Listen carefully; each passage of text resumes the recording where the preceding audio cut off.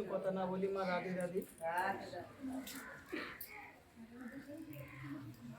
জয় নিতাই গৌর হরি বল।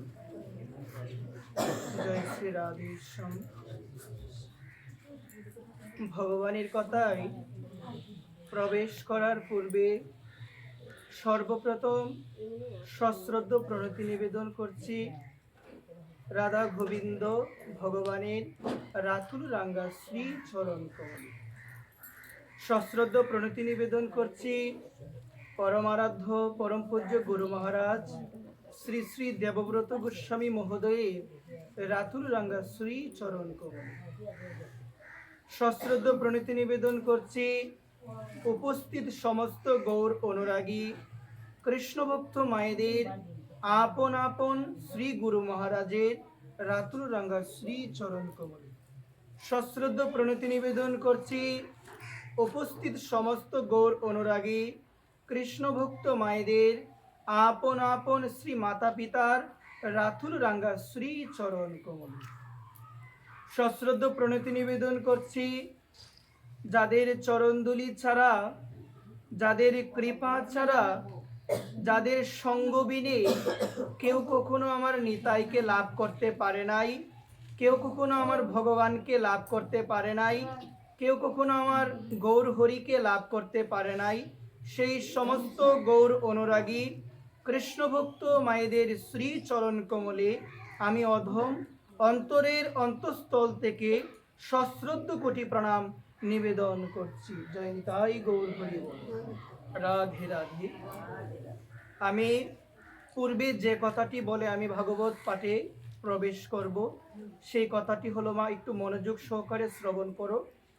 শাস্ত্র বলছেন যখন আমার অনাদিরাদি গোবিন্দ সর্বকারণের কারণ সচ্চিদানন্দময় ঈশ্বর পরম কৃষ্ণ সচ্চিদানন্দ বিগ্রহ অনাদিরাদি গোবিন্দ সর্বকারণের কারণম, বলছেন কি আমার ভগবানের কথা যখন শুরু হয়ে যাবে তখন একাগ্র চিত্তে কায়মন বাক্যে নিষ্ঠা সহকারে যতটুক সময় ভাগবতীয় আসরে থাকব, যতটুক সময় আমরা গীতা পাঠের আসরে থাকব, ততটুক সময় যেন আমরা আমাদের এই মনরূপী পাখিটাকে কৃষ্ণ কথার প্রতি, আমার শ্রীমান গৌর হরির কথার প্রতি আমি নিযুক্ত রাখতে পারি। একবার প্রেম সে বলো।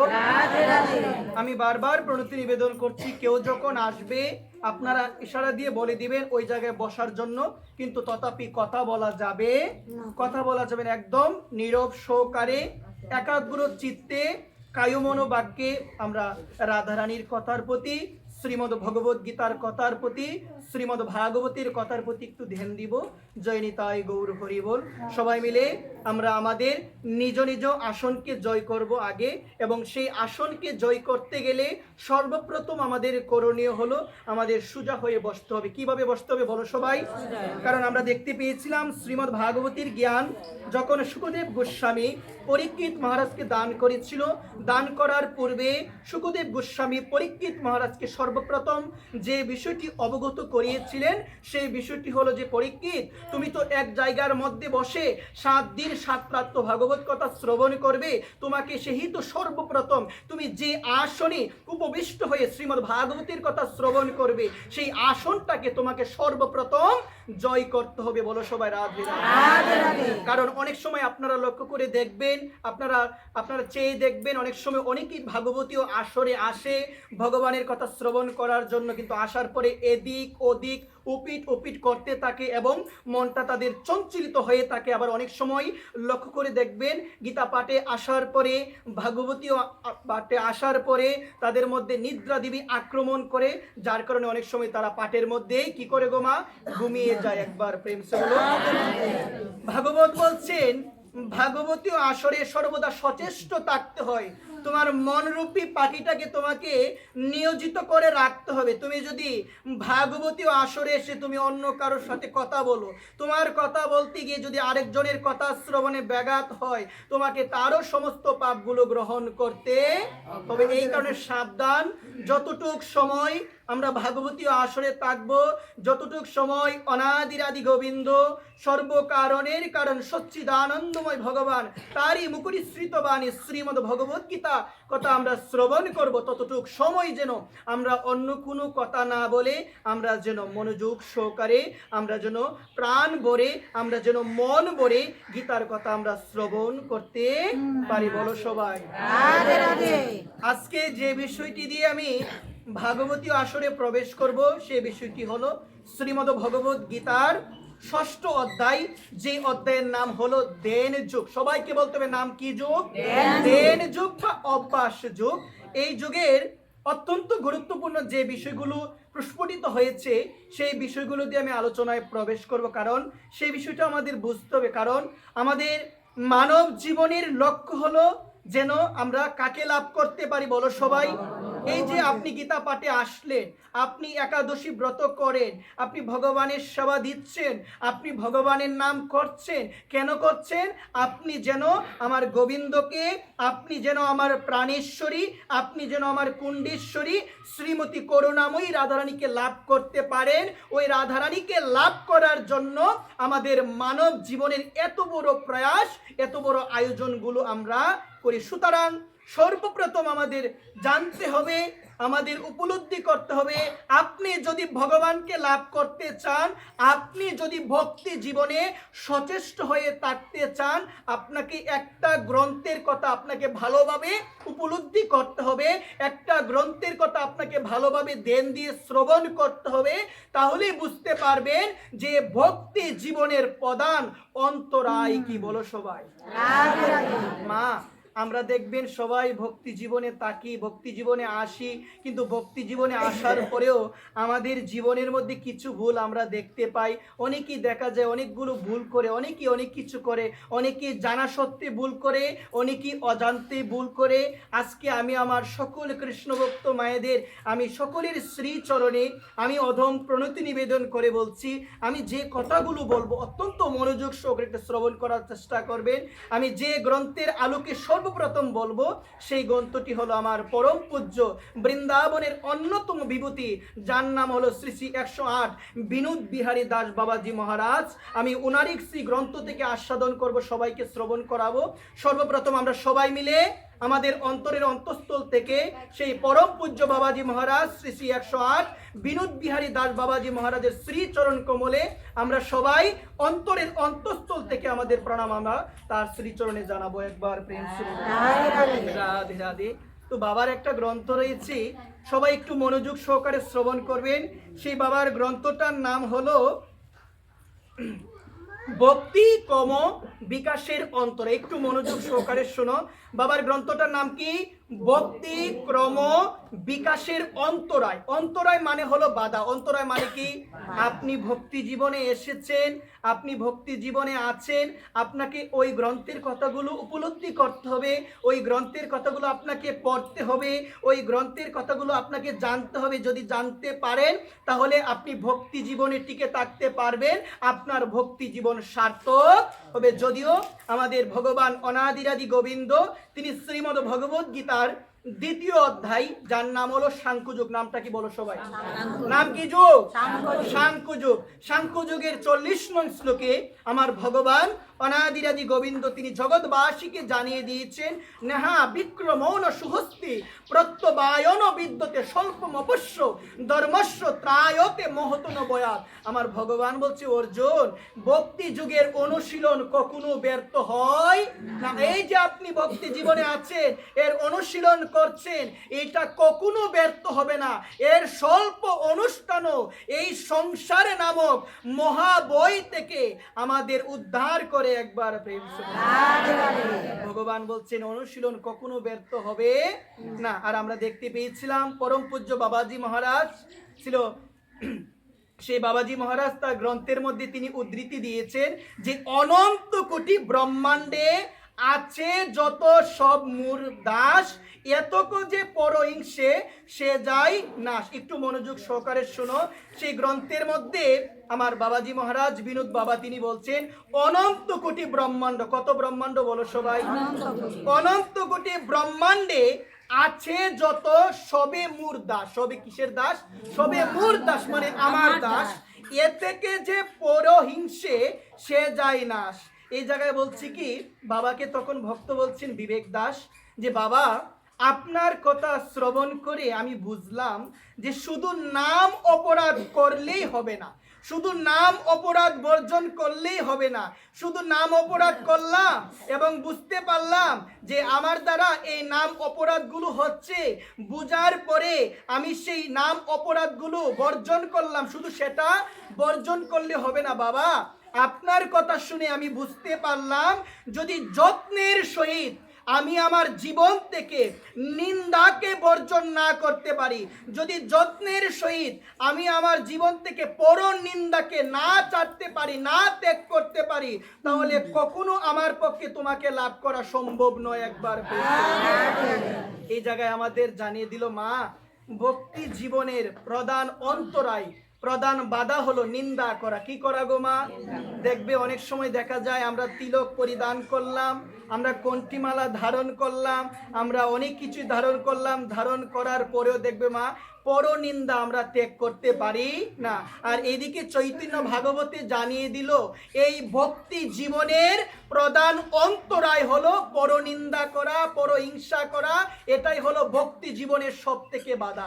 তুমি যদি এখনো উপলব্ধি করতে পারো যে পরনিন্দা, অন্যের বিষয়ে আলোচনা করা, এটা এখনো তুমি ত্যাগ করতে পারো নাই, বুঝতে হবে ভক্তি জীবনে তুমি টিকে আছো, কিন্তু গৌরাঙ্গ মহাপ্রভুর কৃপা তুমি এখনো লাভ করতে পারো না। একবার মা, গৌরাঙ্গ মহাপ্রভুর কৃপা যদি তোমার লাভ হতো সত্যিকারে, তাহলে তুমি কখনো অন্যের দোষ দেখতে না। আমরা দেখতে পেয়েছিলাম বৃন্দাবনের বাবাজি মহারাজগুলো, তারা সব থেকে বেশি প্রাধান্য দিয়েছেন সর্বদা আমি আমার নিজের দোষগুলো দেখব, সর্বদা আত্মদোষের অনুসন্ধান করব, কখনো অন্যের দোষ দেখা যাবে না। কোন বৈষ্ণব কি করে, কোন মানুষ কি করে, কোন ছেলে কি করে, কোন মেয়ে কি করে, কোন পরিবারের মানুষগুলো কি করছে, কার পরিবারে কি হচ্ছে, এগুলো কি দেখা যাবে মা?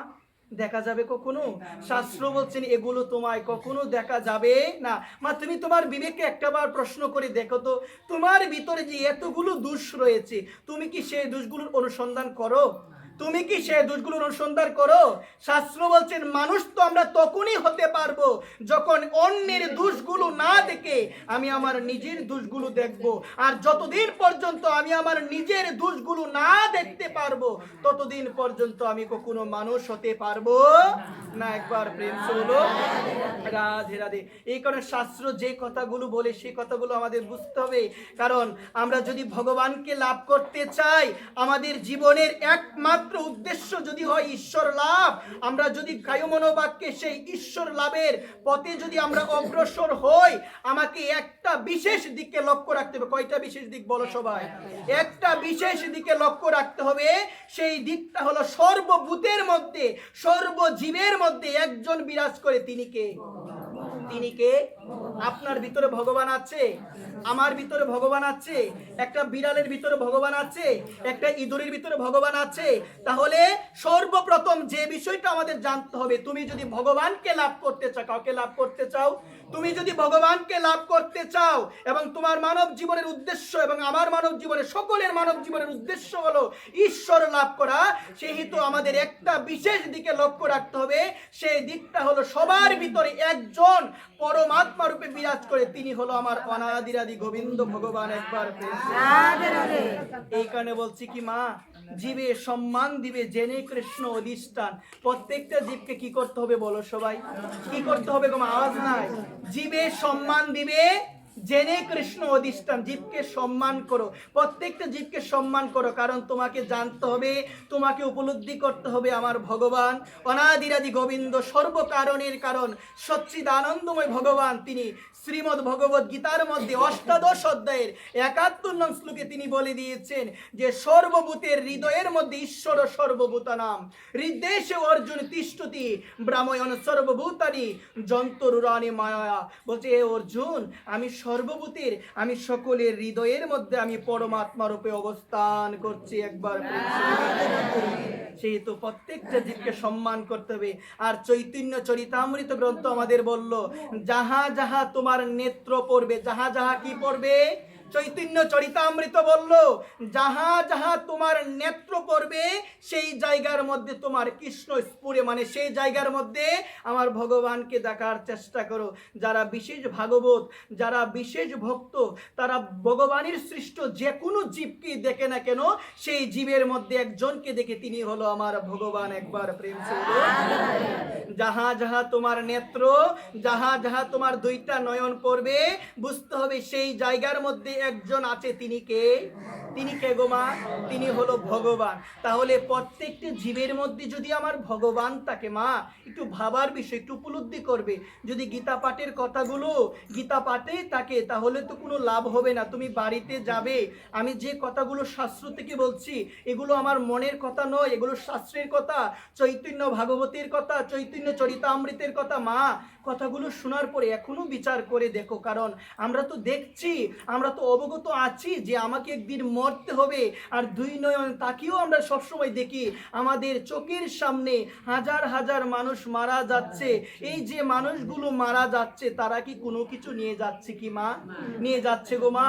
তুমি কিছু নিয়ে যেতে পারবে, কিন্তু তোমার শেষের দিনের সাথী হবে কেবলমাত্র যাকে সারাটা জীবন অবহেলা করলাম, যাকে সময় দেওয়ার মতো আমার সময় হলো না, যাকে সেবা দেওয়ার মতো সময় নাই, যাকে ভালোবেসে একটা দিন বলতে পারি নাই গোবিন্দ তুমি বিনে জগতে বান্ধব কেউ নাই, যাকে ভালোবেসে, যাকে আপন করে একটা দিন বলতে পারে না গোবিন্দ এই জগতে তুমি হলে আমার, আর সব কিছু হলো আমার পর, যাকে ভালোবেসে একটা দিন বলতে পারে না হ্যাঁ করুণাময়ী রাধারানী আমি তোমার হলাম, যাকে ভালোবেসে একটা দিন বলতে পারে না হ্যাঁ গোবিন্দ এই জগৎ সংসারে তুমি বিনে আমার শেষের দিনের সাথী আর কেউ হবে না, যাকে ভালোবেসে একটা দিন বলতে পারি নাই গোবিন্দ তোমার নাম বিনে আমার সাথী কেউ হবে না, সেই গোবিন্দ বিনে শেষের দিনে তোমার সাথী আর কেউ হবে না। একবার যাদের ঘর বাড়ি টাকা পয়সা স্ত্রী পুত্র পরিজন ধন আদি কিচ্ছু যাবে, কোনো কিছু যাবে না। যেমন কর্ম তুমি করবে মা, তেমন কর্মটাই তুমি নিয়ে যাবে মা। তুমিও তো ভাবো,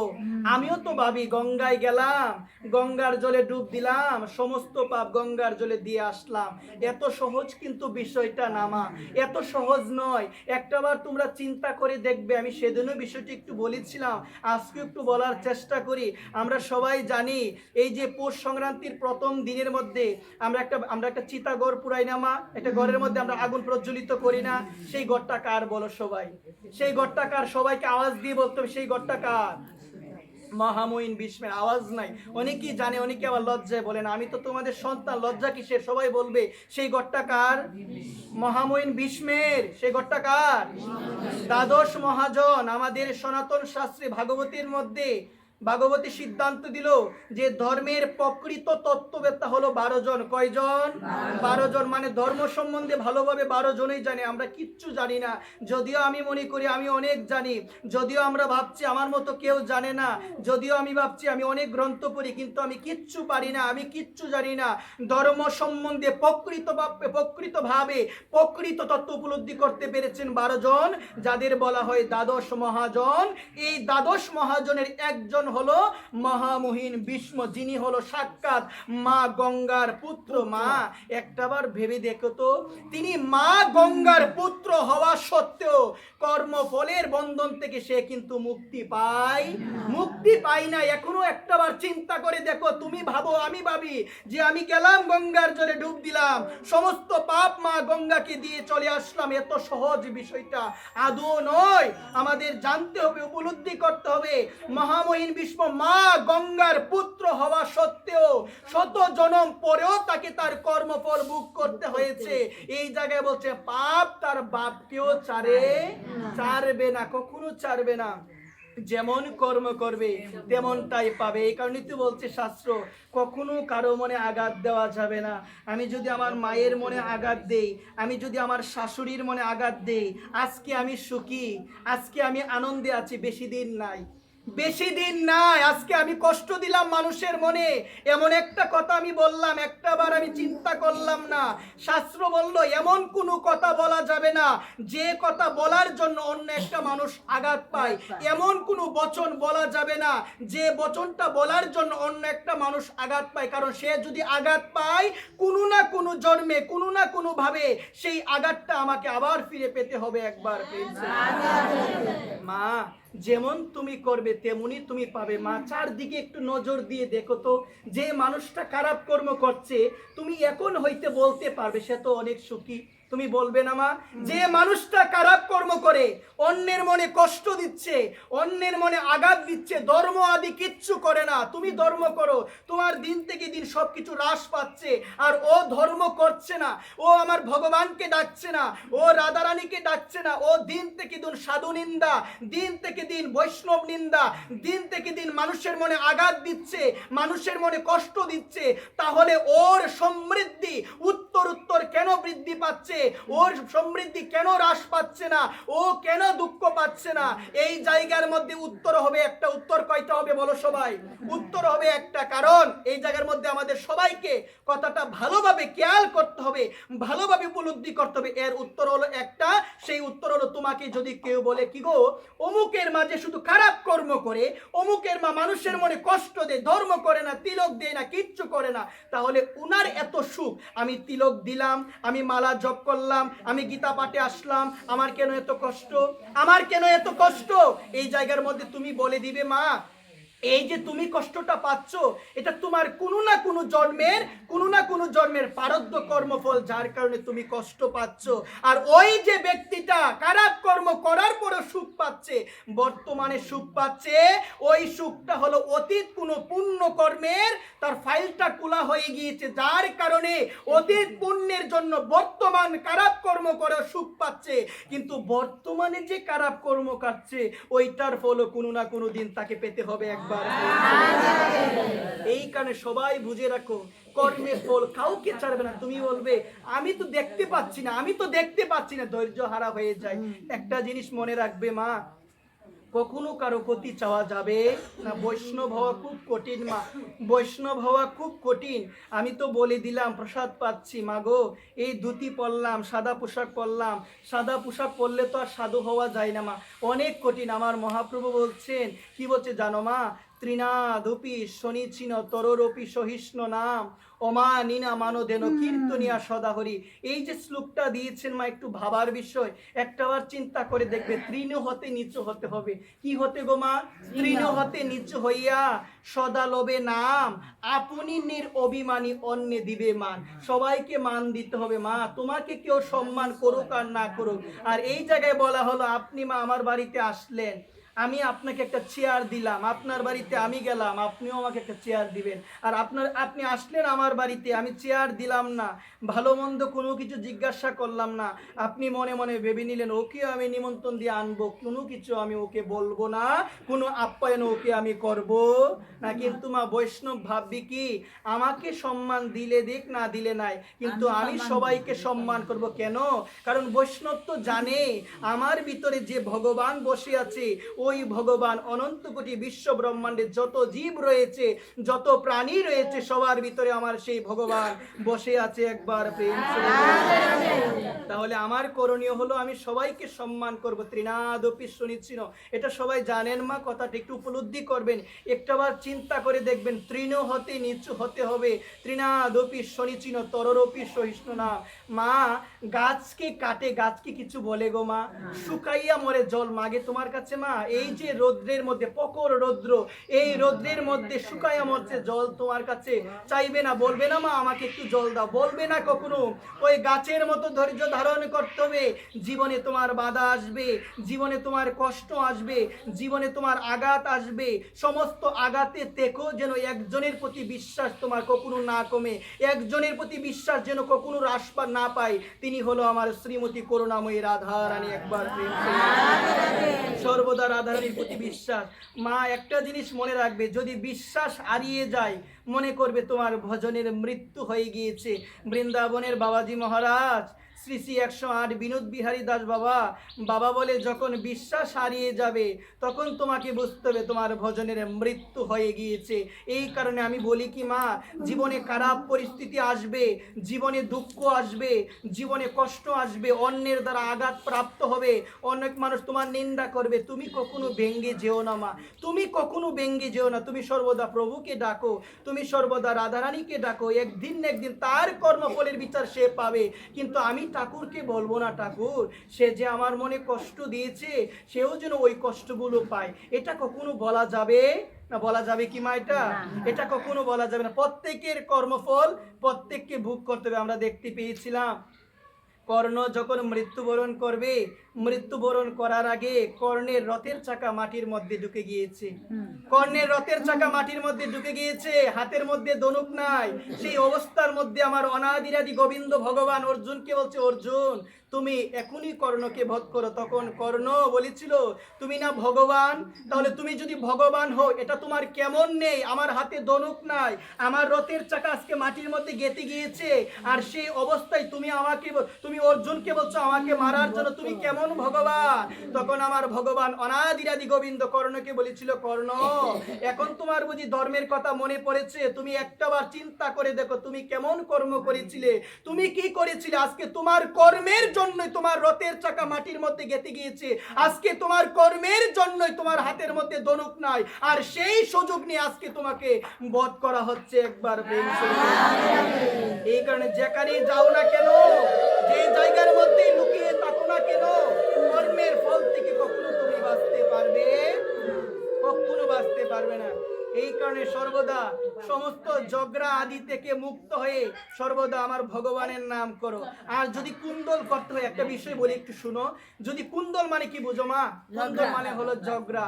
যদি কুণ্ডল করতে হয়, কি নিয়ে কুণ্ডল করতে হবে আমি বলি, কথাটা আমার মনে পড়েছে। কথাটা আমরা দেখতে পেয়েছিলাম ভারতবর্ষের মধ্যে দুইজন ভক্ত, খুবই প্রাধান্য ভক্ত তারা। কথাটা একটু মনোযোগ সহ করো, শুনো তোমরা। এই প্রসঙ্গে বলছি কি, একজনের নাম হলো তুলসী দাস আর একজনের নাম হলো সুর দাস। নামগুলো বলো সবাই। তুলসী দাস এবং সুরদাস। সুরদাস ছিল আমার প্রভু কৃষ্ণের ভক্ত।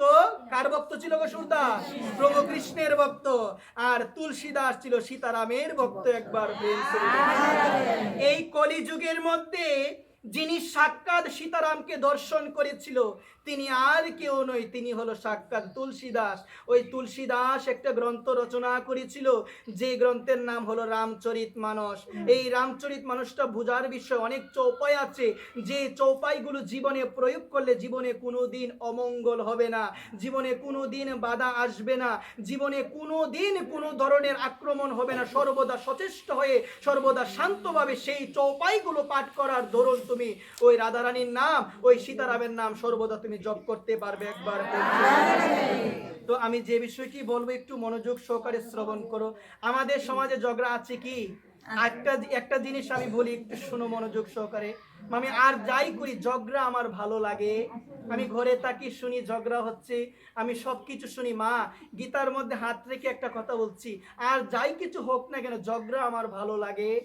ঝগড়া একদম ভালো লাগে না, একদম ঝগড়া ভালো লাগে না। কিন্তু কথা হচ্ছে কি মা, সংসারে থাকতে গেলে অনেক সময় অনেক কথাবার্তা মানুষ বলে, যে কথাবার্তা শোনার পর একটু রাগ চলে আসে, রাগকে নিয়ন্ত্রণ করা অনেক কঠিন। বাবাজি বিষয়টা আলাদা বিষয়, তারা ওইসবের মধ্যে থাকে না। কিন্তু সংসারে থাকতে গেলে দেখা গেল অনেক মানুষ অনেক কথাবার্তা বলে, আমরা তো সাধারণ জীব, রাগ চলে আসে, অনেক কথাবার্তা শুনতে পাই, রাগ চলে আসে, নিয়ন্ত্রণ করা খুব কঠিন। কিন্তু একটা বিষয় আমি ভাবি কি মা, ঝগড়া জিনিসটা ভালো নয়। বিশেষ করে সাধুরা তোমরা শুনো, ঝগড়া জিনিসটা ভালো নয়। তোমরা যখন ঝগড়া করবে, অন্য একটা মানুষ বলবে, সাধুরাই যদি ঝগড়া করে তাহলে অন্য মানুষগুলো আর কি করবে বলে। মা আমাকে অনেকেই বলেছে বিষয়টা, ওই কারণে আমি বলছি, কথাটা একটু শোনো মা।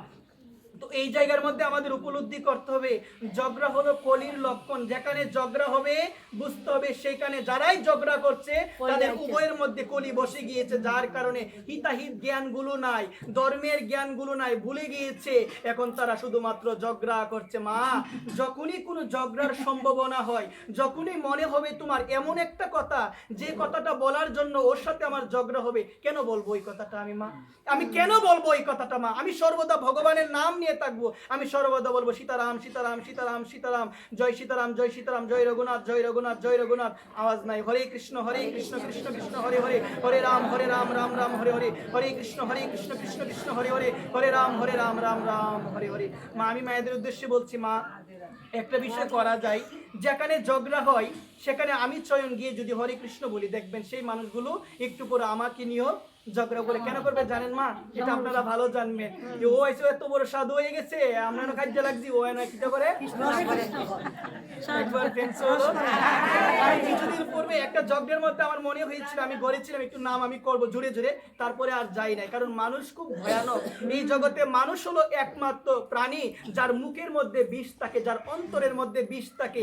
কোন সময় ওই বিষ যে আমাদের গ্রাস করে ফেলবে, সাবধান। ভালোভাবে চলো, ভালোভাবে কথা বলো, দোষ দেখার দরকার নাই, কখনো কারো দোষ দেখবো না, সর্বদা নিজের দোষ দেখবো। যদি পারি হরে কৃষ্ণ কথা বলার জন্য বলবো। আর একটা জিনিস চিন্তা করতে হবে, কখন কোন মানুষটা কোন মুডে থাকবে ওইটাও চিন্তা করতে হবে। সবাইকে কিন্তু হরি কথা বলতে নাই, সবার কাছে গিয়ে হরি কথা বলতে নাই, সবার কাছে বলতে নাই। এই কারণে মানুষ বুঝে, মানুষ জেনে ধর্ম কথা বলবেন, রাধারানীর কথা বলবেন। আর কি বলবেন রাধারানীর কথা? একসাথে দুজন মহিলা, তিনজন মহিলা, তিনজন পুরুষ একসাথে হলে জীবনও রাধারানীর কথা হয় না, জীবনও আমার গোবিন্দের কথা হয় না, কিন্তু একজনের কথা বেশি হয়। কিসের কথা হয়ে গো তোমরা ভালো জানো? একবার প্রেম সে বলো। আমি ভালোর জন্য কথাগুলো বলছি, আমি কাউকে ইঙ্গিত দিয়ে কিচ্ছু বলছি না, আমি সকলের ভালোর জন্য, আমি সকলের ছেলে। আমি যখন গ্রন্থগুলো পড়ি, পড়ার পরে আমি একটু উপলব্ধি করি যে আমি কথাগুলো বলবো। একটু আগে একটা গ্রন্থ আমি পড়েছি, পড়ার পরে আমি চিন্তা করলাম কথাগুলো আমি বলবো। কেন বলবো? সকলে তো আর গ্রন্থ পড়ে না, সকলে পড়ে কি মা? তাহলে আমার করণীয় হলো আমি এই দু একটা গ্রন্থ পড়ে, দু একটা গ্রন্থ থেকে আমি যা পাই, আমি যেন সবার মাঝখানে সেই কথাগুলো রাখতে পারি এবং সবাই যেন শুনে ওই কথাগুলো একটু নিজের জীবনে প্রয়োগ করতে পারে। একবার প্রেম চলে। তো আমরা দেখতে পেয়েছিলাম এক সময় দিল্লির সম্রাট ছিল, যার নাম হলো আকবর। নামটা কি?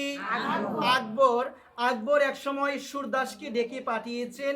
সুরদাস সম্রাট আকবরের রাজসভায় এসেছেন, সম্রাট আকবরকে প্রণাম জানিয়েছেন। প্রণাম জানানোর পরে সম্রাট আকবর সুরদাসকে বলল, সুরদাস তোমার মতো কবি তো আর কেউ নাই, তোমার মতো কবি আর কেউ নাই, তুমি ভালো গান জানো, তুমি ভালো গান পারো, তোমার মতো কবি আর কেউ। সুরদাস বলল, আমি কিসের কবি? আমার থেকে ভালো জানে তুলসীদাস, আমার থেকে ভালো জানে তুলসীদাস, আমি কিচ্ছু জানি না। আর এই জায়গায় বলা হলো কি, আমার যদি একটু প্রশংসা করে আমি কি করব গো মা? একদম ফুলে গিয়ে আকাশে উঠে যাব।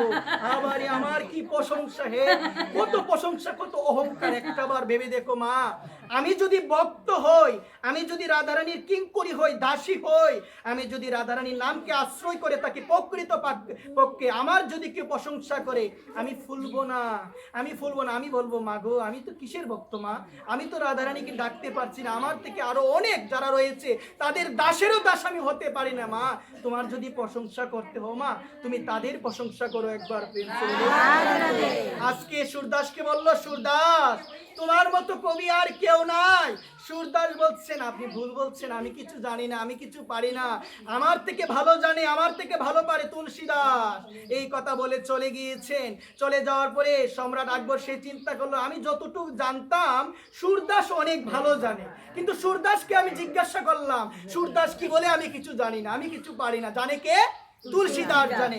তুলসীদাসের কাছে নিমন্ত্রণ গেল, যে বলা হলো সম্রাট আকবর নিমন্ত্রণ পাঠিয়েছে, এতটুক সময়ের মধ্যে তোমাকে উপস্থিত থাকতে হবে সম্রাট আকবরের রাজসভার মধ্যে। একবার প্রেম সে বলো। নিমন্ত্রণ পাওয়ার পরে তুলসীদাস রওনা দিয়েছেন সম্রাট আকবরের রাজসভার মধ্যে অংশগ্রহণ করার জন্য। সম্রাট আকবরের রাজসভার মধ্যে যখন অংশগ্রহণ করেছেন, তাকে প্রণাম জানিয়েছেন। সম্রাট আকবর এক পর্যায়ে বলল যে, তুমি তো অনেক কিছু জানো, তুমি অনেক কিছু পারো, তোমার মতো কেউ জানে না, তোমার মতো গায়কও কেউ। তুলসীদাস বলে দিল, আরে কিসের আমি জানি, আমি তো কিচ্ছু জানি না, সুরদাস আমার থেকে অনেক বেশি ভালো জানে। একবার দীনতা, দীনতা কাকে বলে দেখো, আমি কিচ্ছু জানি না, আমি কিচ্ছু পারি না, সাধু গুরু বৈষ্ণব কৃপা করে তোমরা আমাকে জানাও। আমি গোপাল সেবা করতে পারি না, আমি আমার রাধারানীর সেবা করতে পারি না, কি করে ভোগ নিবেদন করতে হয় আমি জানি না। সাধু গুরু বৈষ্ণব তোমরা তো অনেক জানো, কৃপা করে আমাকে জানাও, কৃপা করে আমাকে বুঝাও। তোমরা যদি আমাকে না বুঝাও আমি তো বুঝতে পারবো না। একবার প্রেম ছিল একটা বিষয় উপলব্ধি করবে। আমাদের অনেকেই বলে বাবা ভোগ নিবেদন করতে গেলে কোন মন্ত্রটা লাগে বলে না মা? একটা বিষয় মনে রাখবে, মন্ত্র আদি এখানে প্রাধান্য পাই না, এখানে প্রাধান্য পাচ্ছে তুমি কতটুক ভাব সহকারে, তুমি কতটুক প্রেম সহকারে, কতটুক ভক্তি সহকারে আমার রাধারানীকে তুমি ভোগটা দিতে পেরেছ। কারণ গীতার মধ্যে অনাদিরাদি গোবিন্দ নবম অধ্যায় রাজবিদ্যা রাজগুজ্জ যুগে আমার ভগবান বলে দিয়েছেন, পত্রং পুষ্পং ফলং তুং জু মে ভক্ত প্রযোচ্যতি। আমার ভগবান বলছেন পত্র পুষ্প ফল জল কোন ভক্ত যদি ভক্তি সহকারে আমাকে অর্পণ করে সেই ভক্তের ভক্তিপ্লুত উপহার আমি ভগবান গ্রহণ করি। একবার এই জায়গার মধ্যে মন্ত্রটা প্রাধান্য পাচ্ছে না, এই জায়গার মধ্যে প্রাধান্য পাচ্ছে তুমি যখন আমার গোবিন্দকে একটা কলাই দেও না কেন, যাই দিচ্ছ না কেন, যদি প্রেম না থাকে আমার গোবিন্দ কখনো গ্রহণ করবে, যদি ভালোবাসা না থাকে গ্রহণ করবে না। মা গোবিন্দ সেবার দিকে একটু নজর দিতে হবে মা, গোবিন্দ সেবার দিকে এখনো সময় আছে, নজর দিতে হবে। আর একটা বিশেষ করে একটা কথা বলতেই হয়, আমাদের গৃহস্থীদের জন্য বিশেষ করে 3 বেলা সেবার কথা উল্লেখ আছে। আমরা কি করি বেশিরভাগ সময় 2 বেলা দিই, অনেকে আমরা দিতে পারি না, অনেক সমস্যা থাকে যার কারণে দেওয়া যায় না। কিন্তু আমি একটা বিশেষ কথা আমি মায়েদের কল্যাণের জন্য ভালোর জন্য আমি বলছি, মা এখনো সময় আছে, ভগবানকে ভালোবাসো, এখনো সময় আছে, রাধারানীকে মনটা দাও, মনটা দাও। এবং সেবাটা সকালবেলা শুধু দিও না, তুমি কয় বেলা খাও? একবেলা কে থাকতে পারবে? একাদশীর দিনই তুই পারি না, পারি কি মা? ও মা পারি? তো একটাবার চিন্তা করে দেখো, 2 বেলার সেবা তো মাস্ট বি, অবশ্যই অবশ্যই দিতে হবে। তারপরে শাস্ত্র বলছে 3 বেলা বলছে, এখন 3 বেলা তো সবাই পারবেন, বৈষ্ণবদের জন্য আলাদা বিধান, যত পারো তত দাও। আর গোপাল সেবা অনেক বড়ই কঠিন, গোপাল সেবা বড়ই কঠিন, জানতে হবে। আমি এই বিষয়টা আবার বলছি, একটু মনোযোগ সহকারে শ্রবণ করো। হরিভক্তি বিলাস গ্রন্থের মধ্যে বলছেন গোপাল সেবা সবাই দিতে পারবে না। এই কথাটা শুনে অনেকেই হতাশ হয়ে যায়, তাহলে আমি কি গোপাল সেবা দিব না? ও মা তুমি তো গোপাল সেবা দিবে, চিত্রপট সেবা দাও, তুমি চিত্রপট সেবা দাও। তুমি যদি বিগ্রহ আনো, তোমাকে অনেক দায়িত্ব রয়েছে, অনেক কর্ম রয়েছে যেগুলো তোমাকে পালন করতে হবে। আর আমাদের হরিভক্তি বিলাস গ্রন্থে বলছেন যারা গৃহস্থ দেখবেন অনেকের ঘরে গেলে দেখা যায় অনেক বড় বড় গোপাল দেখা যায়, বিষয়টা জানতে হবে। হরিভক্তি বিলাস গ্রন্থে বলছেন এতটুক হতে হবে। আমাদের যারা আমরা গৃহস্থ আছি আমাদের ঘরের গোপাল কতটুক থাকবে? এতটুক। তারপরে বিশেষ নিয়ম কানুন রয়েছে, এর থেকে বড় হলে তুমি সেবা দিলে অপরাধ হবে, সেবা দিলে তোমার অপরাধ হবে। এবং তোমাকে জানতে হবে গোপালকে মাস্ট বি তোমাকে অন্নভোগ দিতেই হবে, দিতেই হবে, দিতেই হবে। একবার প্রেম সে আর মনে রাখতে হবে কি ভোগ, বিভিন্ন ভোগ দিতে হবে। আমার এই কথা শুনে বলবেন ভগবান তো বলছেন প্রেম সহকারে কিছু দিলেই হয়, দিলে হয়, কিন্তু গোপাল সেবার বিশেষ বিধিবিধান রয়েছে, সেই বিধিবিধান অনুসারে এই বিধিবিধানগুলো মেনে আমাদের গোপাল সেবা দিতে হবে। প্রতিদিন গোপালকে আলাদা আলাদা পোশাক পরাতে হবে। একাদশীর দিন একটা পোশাক, পূর্ণিমার দিন একটা পোশাক, অমাবস্যার দিন আরেকটা পোশাক, শনিবারে একটা পোশাক, রবিবারে আরেকটা পোশাক, সোমবারে আরেকটা পোশাক, মঙ্গলবারে আরেকটা পোশাক, বুধবারে আরেকটা পোশাক, বৃহস্পতিবারে আরেকটা পোশাক। ওই সমস্ত বিধিবিধান যদি মানতে পারো তুমি তোমার ঘরের মধ্যে গোপালকে আনো এবং প্রতিদিন তুমি গোপালকে অন্ন ভোগ দাও। একবার অন্যতায় চিত্রপট সেবা দাও, অন্যতায় চিত্রপট সেবা দাও। আর যার ঘরে যে চিত্রপটগুলো রয়েছে আমি সকলের শ্রীচরণে বিশেষভাবে একটা অনুরোধ আমি করছি, সকলের ঘরের মধ্যে মহাবীর হনুমানকে আনার চেষ্টা করো, একটা চিত্রপট রাখার চেষ্টা করো। বিশেষ কিছু বিধিবিধান রয়েছে, এটা যদি আপনারা করতে পারেন তাহলে সাক্ষাৎ মহাবীর হনুমানের কৃপা আপনারা লাভ করতে পারবেন। একবার এবং মায়েদের চরণে আমি অনুরোধ করে বলছি, হনুমান চাল্লিশা কাদের ঘরে ঘরে আছে বলো সবাই? যাদের ঘরে আছে তারা বলবে জয় রাধেশ্যাম, বলবে সবাই। কাদের ঘরে আছে?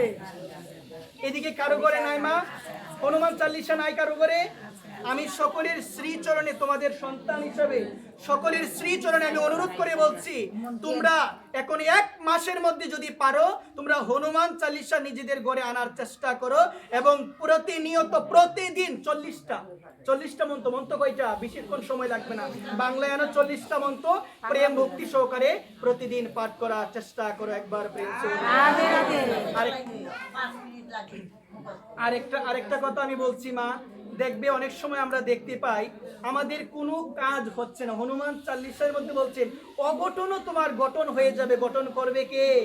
হনুমান করবে। তোমার একটা কাজ হচ্ছে না, তোমার একটা কাজ কোনোভাবেই হচ্ছে না, বারবার তুমি বিফল হয়ে যাচ্ছ, তুমি যদি প্রতিদিন নিয়ম মাফিক স্নান করার পরে যত্ন সহকারে প্রেম সহকারে মহাবীর হনুমানের চিত্রের সামনে তুমি যদি হনুমান চালিসা শ্রদ্ধা সহকারে প্রতিদিন পাঠ করতে পারো, 40 দিনের মধ্যে তুমি ফলাফল পেয়ে যাবে। একবার কতদিন?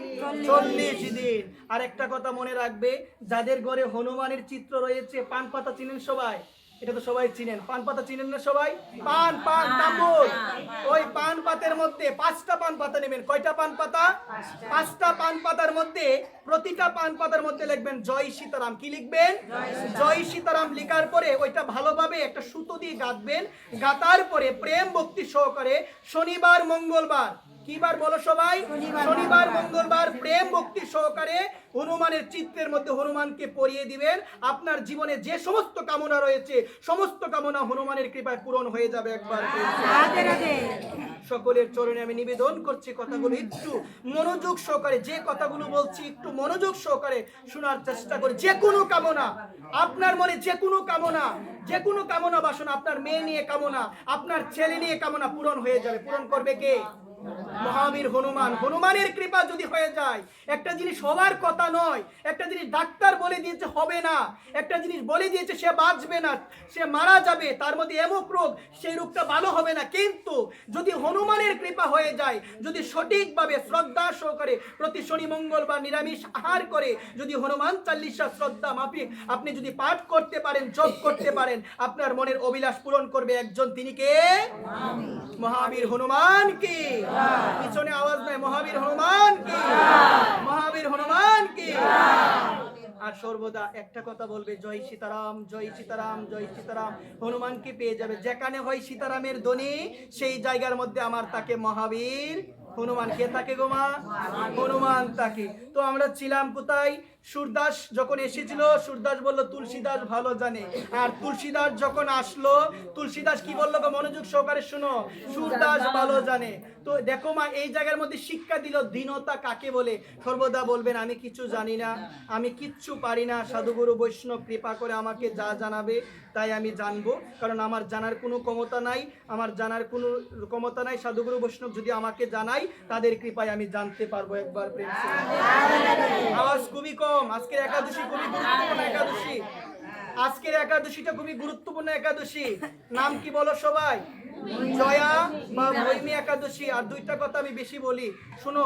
আর আগামীকাল আরো বেশি গুরুত্বপূর্ণ দিন, আগামীকালের পরের দিন আরো বেশি গুরুত্বপূর্ণ দিন।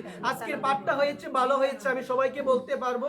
আমিও মনে মনে চাচ্ছিলাম রাধারানীর কৃপা সব, যেদিন মনে মনে অভিলাষ বেশি থাকে এই দিন রাধারানীর সুযোগ করে দেই। আমি কথাটা বলছি একটু শুনো। এই জায়গার মধ্যে বলছি কি, আগামীকালের দিনটা হলো বরাহ দ্বাদশী। নাম কি বলো সবাই? ভগবানের একজন অবতার, যার নাম হলো বরাহ অবতার। ভগবান বরাহ রূপ কেন ধারণ করেছিল আমাদের জানতে হবে সবাইকে। আমরা যে এই পৃথিবীর মধ্যে বাস করি, এটা কি? এটার নাম কি বলো সবাই? এটার নাম হলো পৃথিবী। নাম কি? পৃথিবী নাম কেন হয়েছে? ভগবানের একজন অবতার, যার নাম হলো পৃথু মহারাজ। নাম কি? পৃথু মহারাজ। ওই পৃথু মহারাজ ওই ধরণী মাকে নিজের কন্যা রূপে স্বীকৃতি দান করেছিল, যার কারণে এই ধরণী মায়ের নাম হলো পৃথিবী। ওই পৃথিবী মাকে একজন অসুর, যার নাম হলো হিরণ্যাক্ষ। নামটা কি গো? হিরণ্যাক্ষ। ওই হিরণ্যাক্ষ হলো হিরণ্যকশিপুর ভাই। কার ভাই গো মা? হিরণ্যকশিপুর ভাই। সেই হিরণ্যাক্ষ ওই পৃথিবী মাকে হরণ করে সমুদ্রের মধ্যে লুকিয়ে রেখেছিল। কিসের মধ্যে? সমুদ্রের মধ্যে। তখন ব্রহ্মা আদি দেবগণ, আমার অনাদির আদি গোবিন্দ ভগবানের স্তুতি করেছিল, যখন আমার ভগবানের স্তব স্তুতি করেছিল, তখন আমার ভগবান তাদের স্তব স্তুতিতে সন্তুষ্ট হয়ে ভগবান বরাহ রূপ ধারণ করে ওই হিরণ্যাক্ষের সঙ্গে 1000 বছর যুদ্ধ করেছিল। কত হাজার বছর বলো সবাই? 1000 বছর যুদ্ধ করে আমার ভগবান বরাহ ভগবান যুদ্ধ করে ওই পৃথিবীকে সমুদ্র মাথা থেকে হরণ করে এনে ওই পৃথিবীর মধ্যে আবার স্থাপন করে দিয়েছেন। আর ওই দিনটা হলো আগামীকাল বরাহ দেবের আবির্ভাব হয়েছিল। আগামীকালের দিনটার নাম হলো বরাহ দ্বাদশী। নামটা কি বলো? আপনাদের সকলের চরণে আমি অধম বিনম্র নিবেদন করছি, আগামীকালের দিনটার মধ্যে সবাই একটু ধ্বনি দিবেন, বিশেষ করে বরাহ ভগবান কি। নামটা মনে থাকবে গো, নামটা মনে থাকবে। পিছনে আওয়াজ নাই, হ্যাঁ পিছনে আওয়াজ নাই। নামটা কি? বরাহ ভগবান। ওই বরাহ ভগবান আমরা যে পৃথিবীতে আছি, ওই পৃথিবীকে আমার ভগবান রক্ষা করেছিল কার হাত থেকে? হিরণ্যাক্ষের হাত থেকে। এই কারণে আগামীকাল হলো তার আবির্ভাব তিথি। তার আবির্ভাব তিথিতে আমরা তাকে স্মরণ করে আমাদের মানব জীবনকে ধন্যাতি ধন্য করব। এবং আমরা সকালবেলা ঘুম থেকে ওঠার পরে আরেকটা কথা মনে পড়েছে, বলবো কথা খালি একটা মনে পড়ে, একবার টেন্স হলো।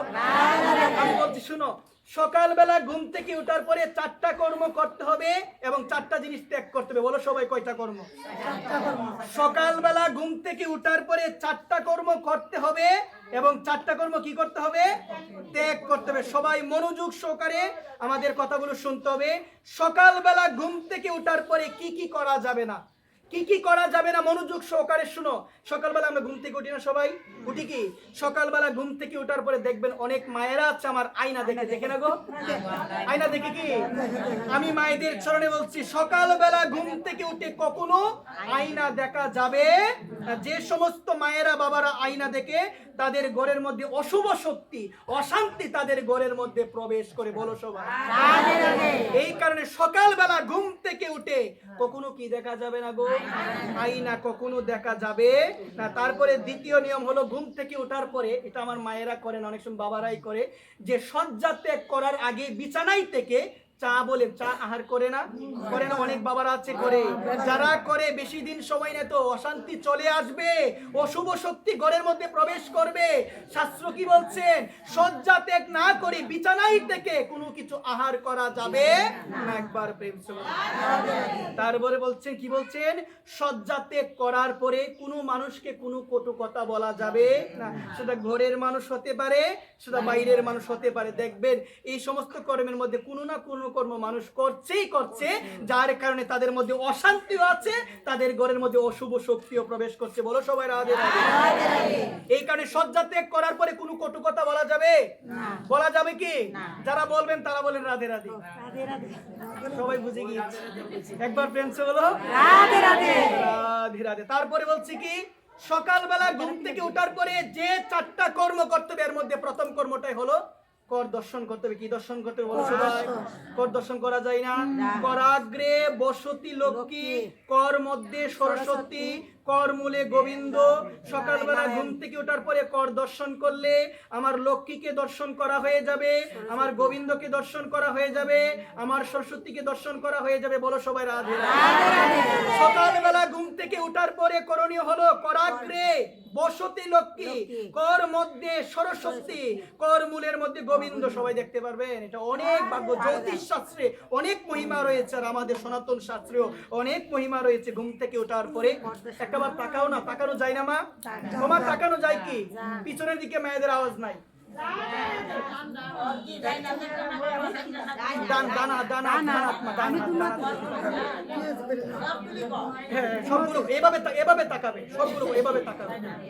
তারপরে বলছে কি, এদিকে মনোযোগ, পরে কথা বলবেন, এদিকে মনোযোগ। তারপরে বলছেন প্রভাতে শয্যা ত্যাগ করে কি করতে হবে? গোবিন্দ দর্শন, রাধারানীর চিত্র দর্শন, শ্রী গুরুদেবের চিত্র দর্শন, কোন মহাপুরুষের চিত্র দর্শন করতে হবে। একবার কার চিত্র দর্শন করতে হবে? কার চিত্র? দিনটা তোমার ভালো যাবে। তারপরে বলছে কি, মা মাটিতে নামার পূর্বে, ভূমিতে নামার পূর্বে একটাবার প্রণাম করতে হবে। বৈষ্ণবীয় দর্শনে, গৌরীয় বৈষ্ণব দর্শনে এটাকে অনেক বেশি প্রাধান্য দিয়েছে। তিনি তো ভূমি দেবী, সাক্ষাৎ ভগবানের স্ত্রী। কার স্ত্রী গো? সাক্ষাৎ ভগবানের স্ত্রী। এই কারণে ভূমিতে এদিকে মনোযোগ, ভূমিতে চরণ রাখার পূর্বে কাকে প্রণাম করতে হবে? এটা আমাদের করা হয় না অনেক সময়।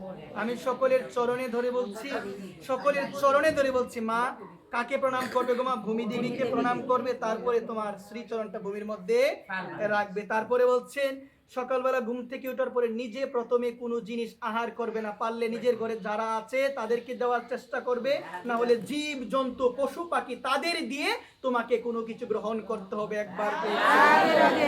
এটা করতে হবে। চারটা মনে থাকবে কি মা? মনে থাকবে।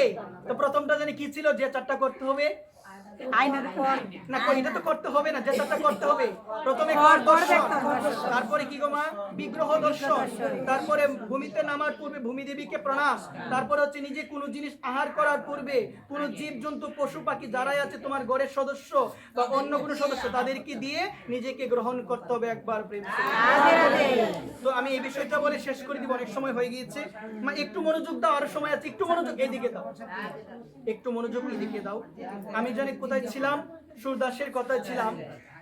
এক সময় এই কথাটা বলে আমি শেষ করব। খুবই চমৎকার কথা, শুনো মনোযোগ সহকারে। আমি দেখবো আমার কোন মা চমৎকার ভাবে মনোযোগ সহকারে কায়ো মনোবাক্যে আমার কথাগুলো শুনেছে। আমি একটু দেখবো এখন, দেখি তারা বলতে পারে কিনা। একটু মনোযোগ সহকারে এটা শুনো। এই জায়গায় বলছি কি, এক সময় সুরদাস এবং তুলসীদাসের মধ্যে একটা প্রেমপূর্ণ কুন্দল হয়েছে। কি হয়েছে বলো সবাই? প্রেমপূর্ণ ঝগড়া হয়েছে। ঝগড়াটা কি নিয়ে জানো মা? ভক্তির ঝগড়া কি নিয়ে হয়? আর আমার ঝগড়া হয় সম্পত্তি নিয়ে, আমার ঝগড়া হয় আজে বাজে কথা নিয়ে, আমার ঝগড়া হয় কি নিয়ে জানো মা? কি বলবো, আর কিছু বলবো না, একবার প্রেমসে বলো। কত কিছু নিয়ে আমার ঝগড়া হয়। আজকে সুরদাস এবং তুলসীদাসের মধ্যে ঝগড়া হয়েছে কি নিয়ে জানো মা?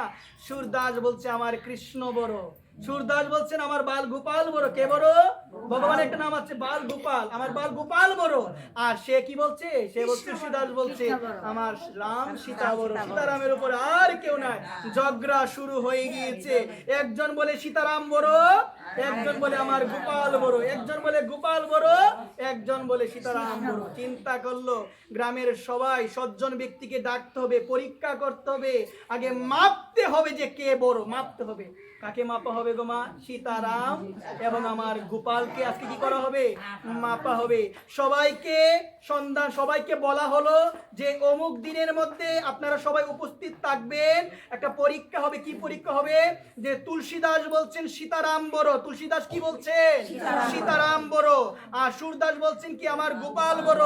তাদের এই মীমাংসা করার জন্য আপনারা যত সাধুগুরু বৈষ্ণব আছেন আপনারা সবাই উপস্থিত থাকবেন।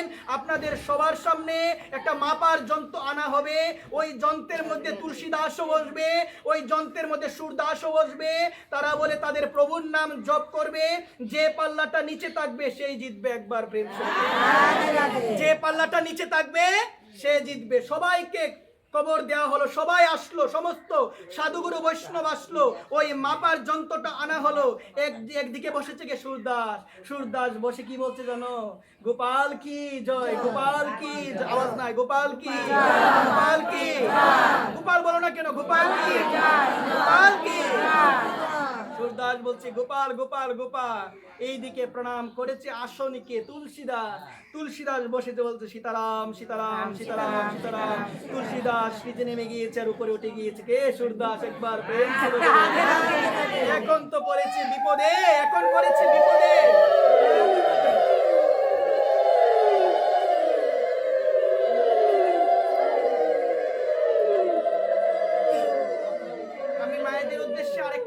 বলি, আমার এই কথাটা একটু মানার চেষ্টা করো।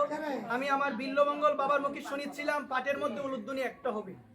আমি আমার বিল্লমঙ্গল বাবার মুখে শুনেছিলাম পাটের উলুধ্বনি হবে একটা, নাহলে ব্যাঘাত হয়, নাহলে ব্যাঘাত হয় একটা হবে। আমি বাবার মুখে শুনেছিলাম। আর যার মুখ থেকে শুনেছি তিনি কোনোদিনও মিথ্যা কথা বলবে না, কোনোদিনও মিথ্যা কথা বলবেন। এই কারণে সবাই শুনো কথাটা। তো আমি ছিলাম কোথায়? তুলসীদাস বলছে সীতারাম সীতারাম সীতারাম, সে বলছে গোপাল গোপাল। তো আপনারা বলেন কার আসনটা নিচে নামলো আর কার আসনটা উপরে গেল? আপনারা বলেন। তুলসীদাসটা নিচে নামলো না উপরে গেল? নিচে নামলো। একবার প্রেম সে বলো। আর উপরে কাটটা গেল? তাহলে গোপাল কি ছোট? কান্না করতে লেগেছে কে? সুরদাস কান্না করছে। কি কান্না মা? সবার আজকে কান্না করতে করতে ভগবানের কাছে গেল। ভগবানের কাছে গিয়ে বলল আমি তোমার নাম এত করি, আমি তোমাকে এত সেবা দিচ্ছি, আজকে তুমি সবার কাছে আমাকে তুমি অপমানিত করেছো।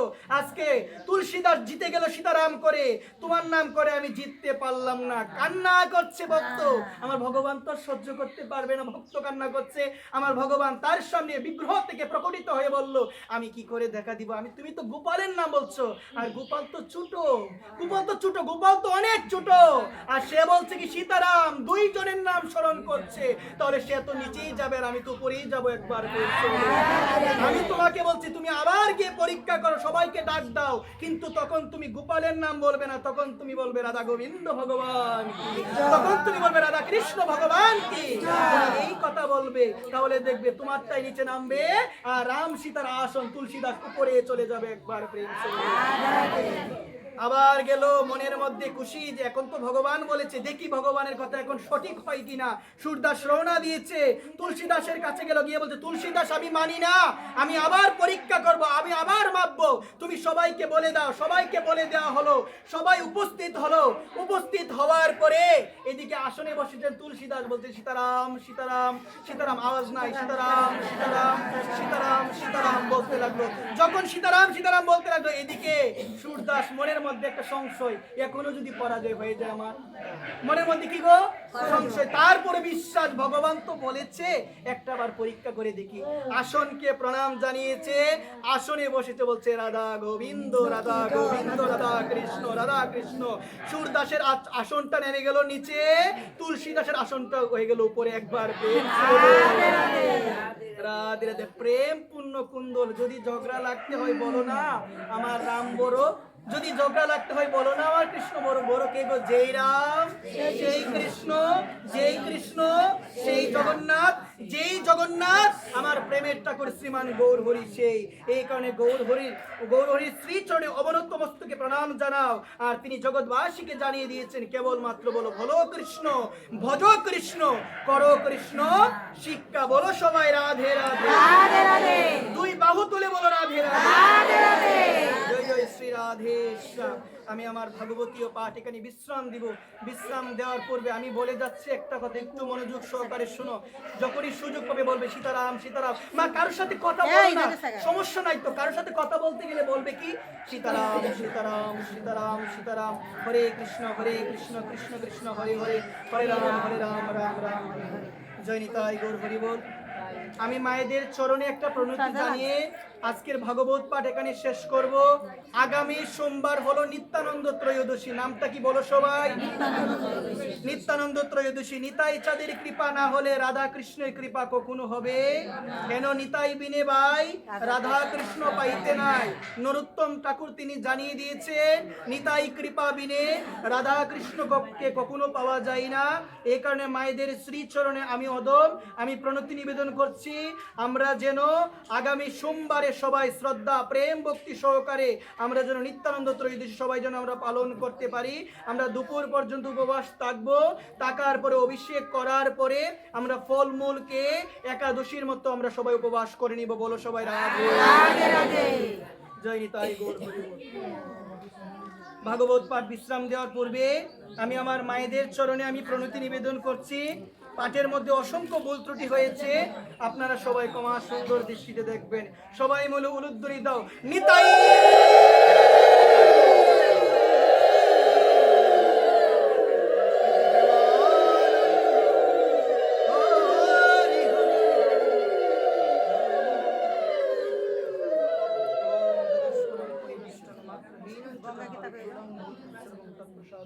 সবাই বলো গঙ্গা গীতা সাবিত্রী সীতা সত্তা পতিব্রতা ব্রহ্মাবলী ব্রহ্মবিদ্যা ত্রিসন্ধ্যা মুক্তিগৃহিণী ভদ্রমাত্রা চিদানন্দা ভবগিনী ভ্রান্তিনাশিনী বেদোত্রয়ী পরানন্দা তত্ত্বার্থ জ্ঞান মঞ্জুরি।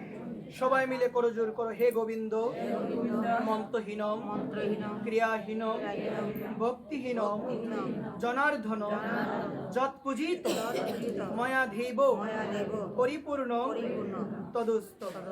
সবাই বলো ওম সর্বে ভবন্ত সুখিন সর্বে সন্তে নিরাময়া সর্বে ভদ্রাণি পশ্যন্ত মা কশ্চিদ দুঃখ ভাগ ভবেত বিশ্বের সকল প্রাণীর শান্তি হোক, কেউ যেন দুঃখ ভোগ না করে, সকলে যেন শান্তি লাভ করে। ওম শান্তি, ওম শান্তি, ওম শান্তি। সবাই মিলে উলুধ্বনি দাও।